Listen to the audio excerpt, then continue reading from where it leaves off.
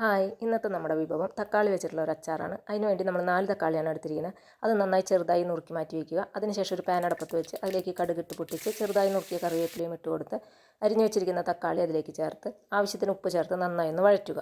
തക്കാളി ഒന്ന് വഴണ്ടി വന്നതിന് ശേഷം വേണം നമുക്ക് ആവശ്യത്തിന് പൊടികൾ ചേർക്കാനായിട്ട്. അതിനുവേണ്ടി നമ്മൾ 5 മിനിറ്റ് അടച്ചു വെച്ച് വേവിക്കാം. അടപ്പ് തുറന്ന ശേഷം തക്കാളിയിലേക്ക് നമുക്ക് പൊടികൾ ചേർത്ത് കൊടുക്കാം. 1/2 ടീസ്പൂൺ മഞ്ഞൾപ്പൊടി, എരിവിനാവശ്യത്തിന് 1 ടീസ്പൂൺ മുളക് പൊടി, 1/4 ടീസ്പൂൺ ഉലുവപ്പൊടി, 1/2 ടീസ്പൂൺ കായംപൊടി എന്നിവ ചേർത്ത് നന്നായി ഇളക്കി പൊടികളുടെ പച്ചമണം മാറുന്നത് വരെ യോജിപ്പിക്കുക.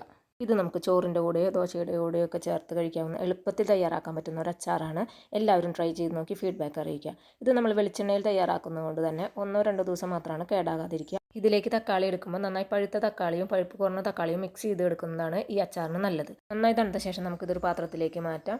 എന്നിട്ട് 1/2 ടീസ്പൂൺ വിനാഗിരി കൂടി ചേർത്ത് നന്നായി ഇളക്കി യോജിപ്പിക്കുക. തക്കാളിക്ക് പുളി കൂടുതലാണെങ്കിൽ വിനാഗിരി കുറച്ച് മാത്രം ചേർത്താൽ മതി.